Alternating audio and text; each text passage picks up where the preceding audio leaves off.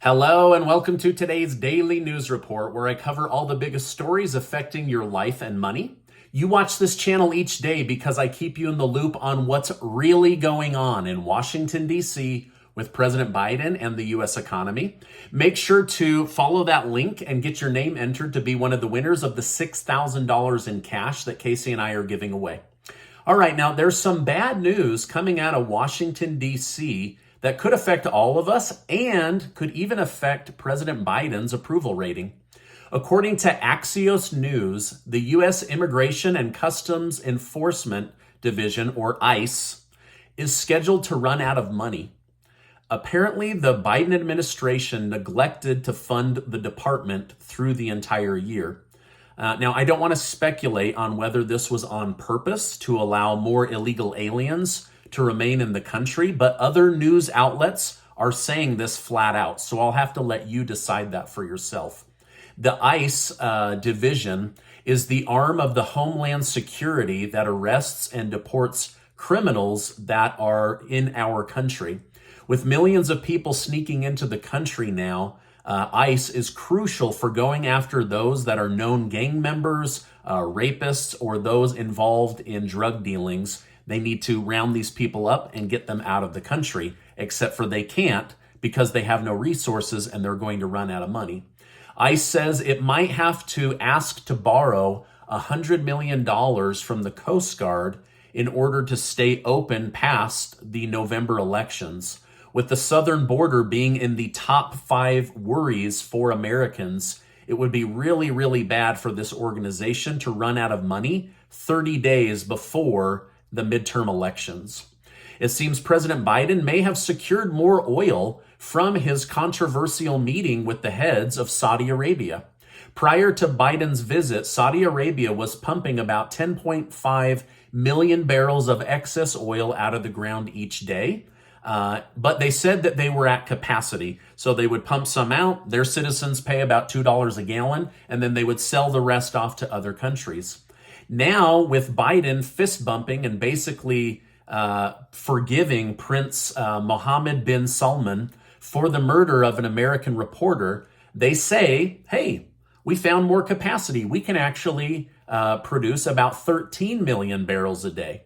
So, in some good news for Americans, this could mean the price of gas coming down with the extra 2.5 million barrels of oil being sold to the United States.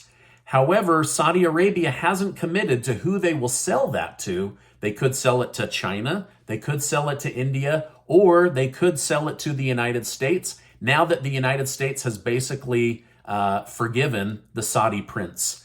Now, many are super disappointed that President Biden basically kowtowed to the Saudi Arabian prince and basically excused his murder and restored the prince on the world stage.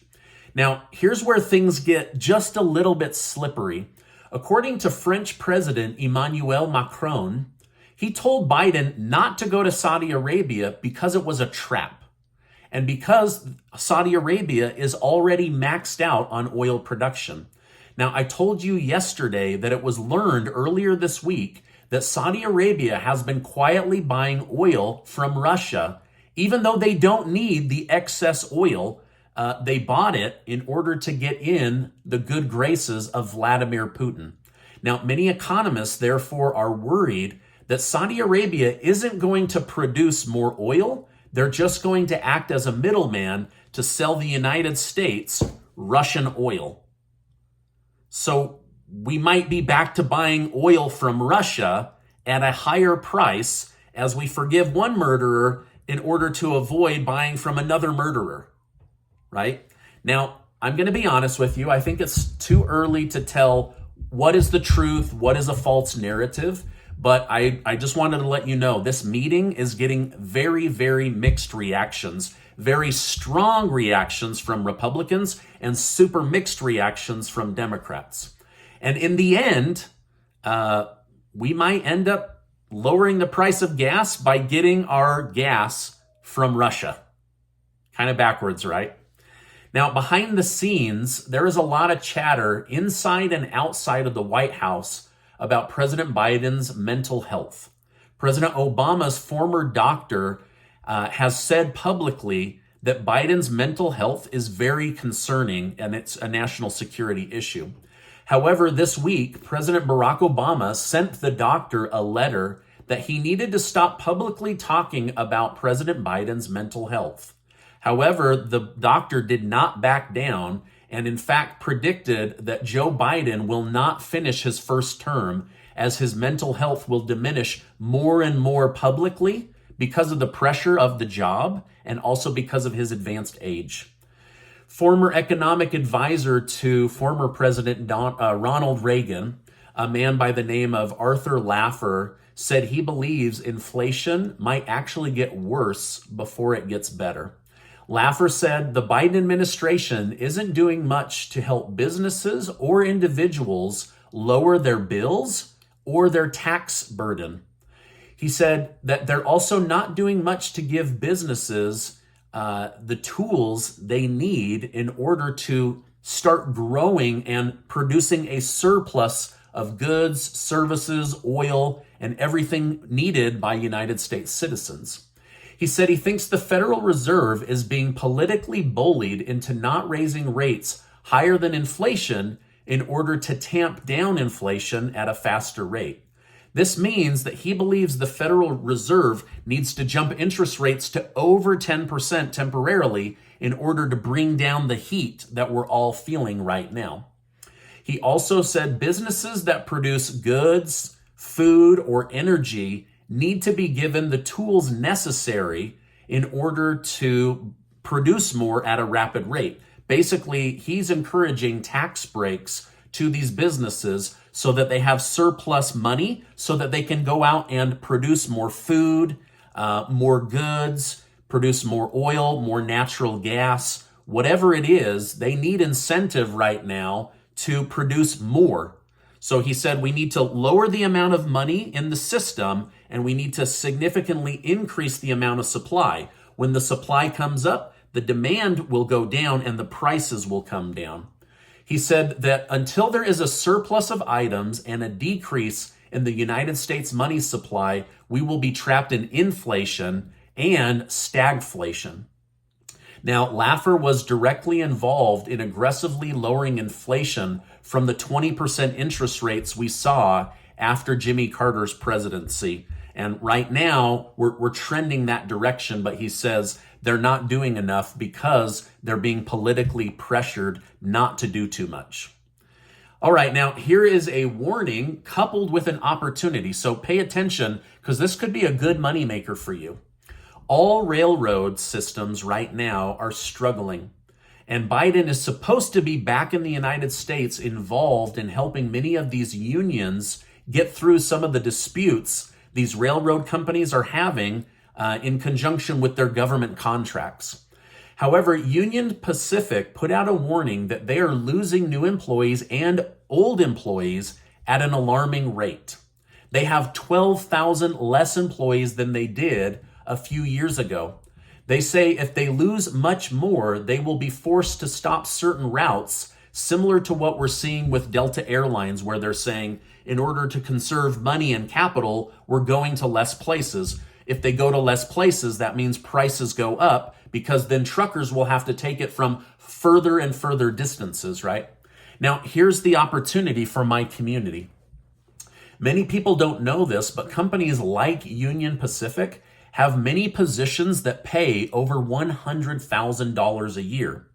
They have one of the best pension and retirement programs in the entire world, and you don't have to have a Harvard business degree or even a college education in order to get in on these programs because they like to build their people from the ground up. Also, they have many hiring bonuses. A few years ago, I saw that they were giving out a $10,000 bonus. Another group was giving out a $50,000 relocation bonus. So you may have to move in order to find this work, but I wanted to let you know about this. They have many jobs that pay over $50,000 a year and a ton of jobs that pay over $100,000 a year. And I'm telling you, the benefits are out of this world. They're like ridiculously generous. So anyway, I wanted to share that with you. There's always an opportunity in any distressed situation. And the railroads might be a great income opportunity for you, even if you're older. And if you're younger, oh my gosh, like imagine compounding your income for the next couple of decades. Now, the stock market ended the week mostly in the green, but big green for Citibank, which jumped over 13% in one day, and Ethereum crypto, which has jumped over 20% in the last 72 hours. So these are small signals that certain industries are finding the bottom in the market. They'll probably flatline, and then they'll see that jump as they get going again. However, crypto coin Celsius just filed for bankruptcy and owes a lot of people a lot of money. Now, this is absolutely scandalous, so listen closely. One stock you might want to watch this coming week, even if you have no money, just keep an eye on the company NVIDIA, NVIDIA.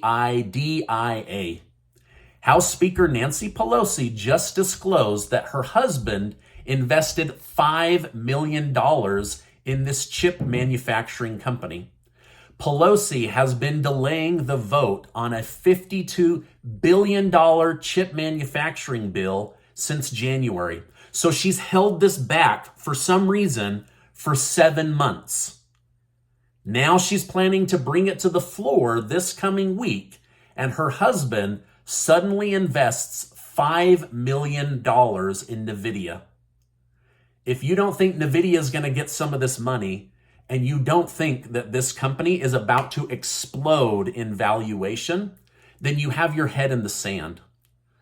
Now, it's interesting that Paul Pelosi, who still got away with being a drunk driver, was able to invest $5 million in this company and claim there's no insider trading.